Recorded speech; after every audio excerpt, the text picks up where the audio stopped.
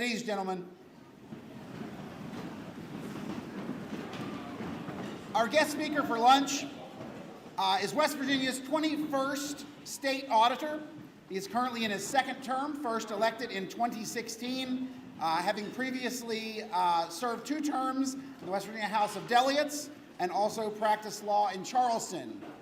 I'd like for you to extend a warm Mountaineer Boys State welcome to West Virginia Auditor John J.B. McCuskey.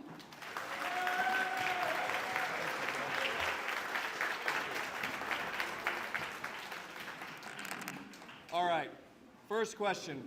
Anybody here go to GW High School? Raise your hands. GW in Charleston. Anybody? Boo. Those are my guys. Let's go Patriots. No? Come on. All right. So,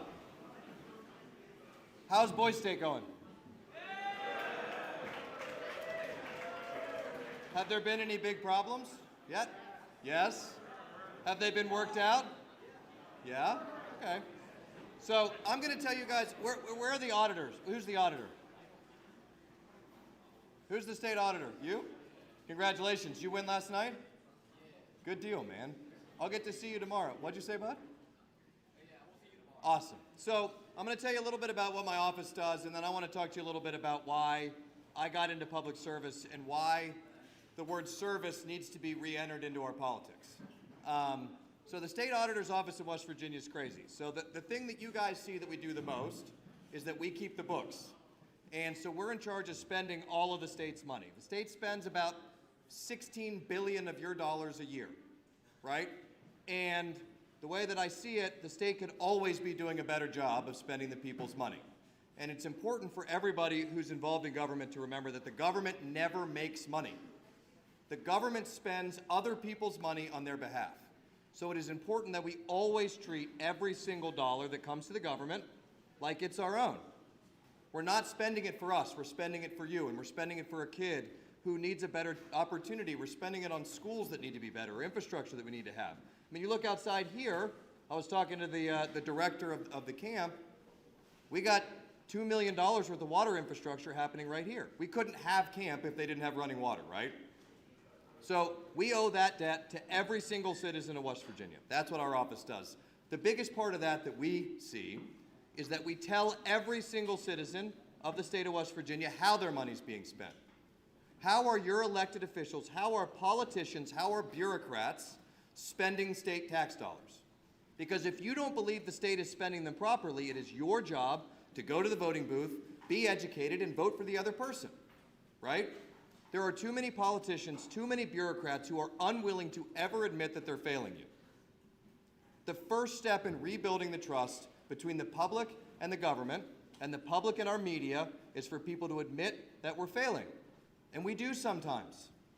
We fail sometimes. But the only way the public is allowed to know that is if the government is transparent. And our office has created something called the West Virginia Checkbook, and we made West Virginia, little old West Virginia, the most transparent state government in the entire United States. There is no other place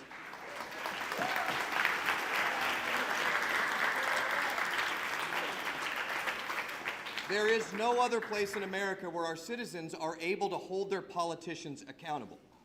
Transparency only matters if it's coupled with accountability. You guys are all here because you're leaders and you care about West Virginia. Take that word to heart. If you are going to be a leader, you must be accountable to those you lead. And that means showing them what you've done and building that trust. How many people here trust the government? That is a very, very, very sad state of affairs, but it's true. And I'll tell you, I asked that question in rooms full of grown-ups, in rooms full of kids, in rooms full of teenagers, in rooms full of senior citizens, in rooms full of teachers, in rooms full of cops, you name it. No one raises their hand anymore. How many people here trust the media? You want to know what's wrong with this country? The fact that nobody raised their hands to either one of those two questions is the root of the rot that is harming our country.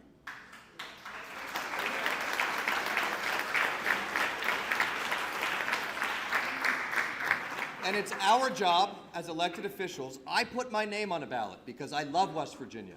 And I believe there's a better future for everybody in West Virginia. But I put my name on a ballot to solve that problem.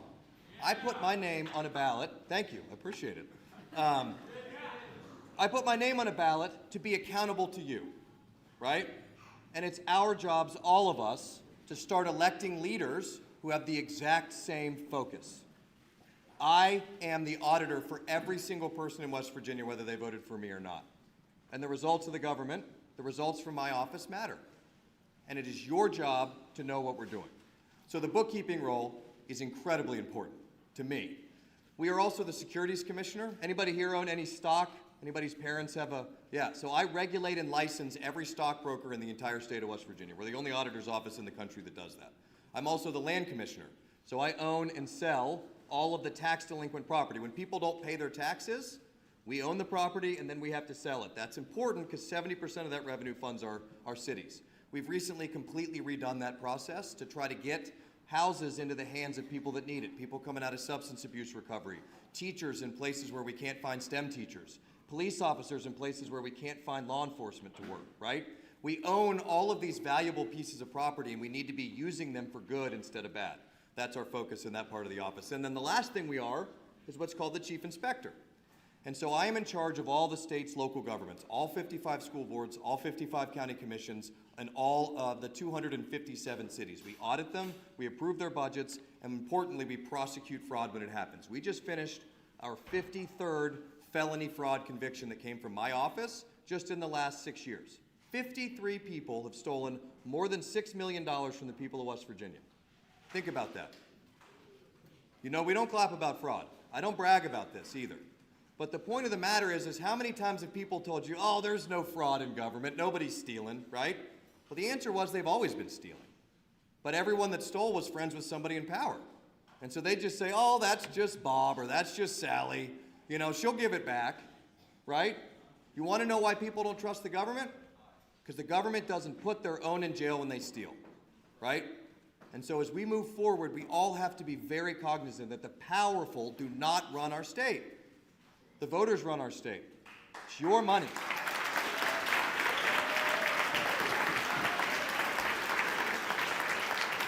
So that's what our office does. Now let me ask you guys a question. How many people here, so I was born in a place called Clarksburg. Nobody ever boos Clarksburg, they always boo GW. And so this is a place that's been special to me my entire life.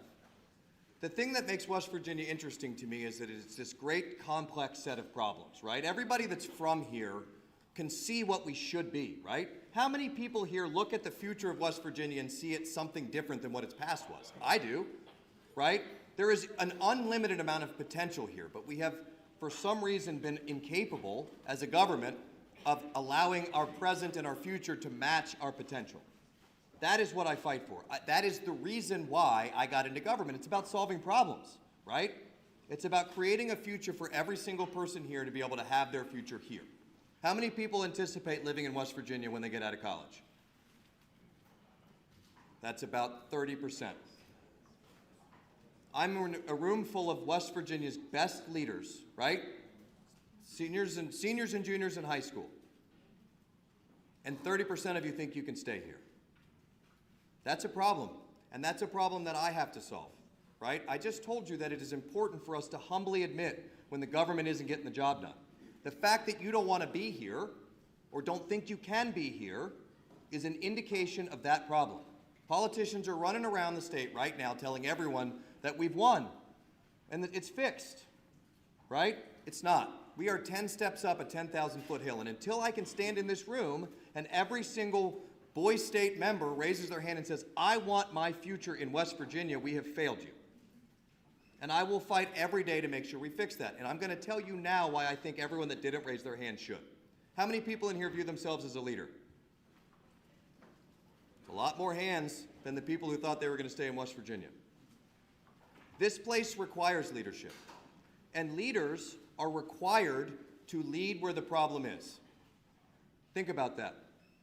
If you take the opportunity to move to Charlotte, or to Raleigh, or to Dallas, or to DC, or to Baltimore, You're moving to a place that somebody else built. Is it easier to move there? Yes. Can you go find a job as an accountant or a lawyer or an engineer? Easy, yes. Do they have a Trader Joe's and a Starbucks? And yes, they have those things. I would submit to you that Kroger's is just fine. The reason that leaders have to stay here is that this place is special. This place has a set of values that this country doesn't have anymore. We are a unicorn in the 50 states. This is a place where neighbors help each other, where people go to church, where people are interested in making sure that everyone is successful, not just the powerful, not just the rich, right? If you are, yes, go ahead, you can clap for that, it's true.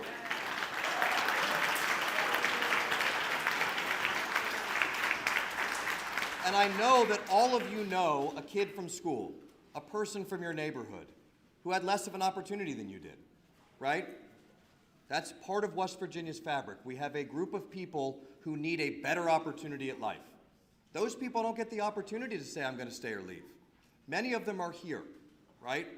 And it is incumbent upon people who have been blessed by God to be from this place, who are leaders, who are smart enough to solve our biggest problems, to stay here and make sure that this value set, the thing that we have, is flourishing. Because there are people from all over the country, I promise you, who are going to be knocking down our door to live in a place where they're 5 minutes from work, 5 minutes from school, 5 minutes from church, 5 minutes from soccer, where their neighbors will support their small businesses, right? Where they're allowed to worship in freedom, where they're allowed to go out and raft in their backyard and mountain bike and hike, you name it. People are tired of living in big cities where no one cares about them. No one cares about their well-being, and no one supports their families. It's going to take leaders to stay here, to take the bold step, the difficult step, to say, I want to create a world for me and my family that is how I see it. Our parents' generation didn't get the job done. They didn't. We lost 50,000 people in West Virginia over the last 10 years. 50,000 more people left this place than came here. My dad was in politics his whole life. He tried, but he didn't get the job done. It's going to be up to you guys to say, we're going to stay here, and we are going to make this place what we see it in our brains. Not what it is, but what it can be. And that takes leadership. And the people in this room are leaders.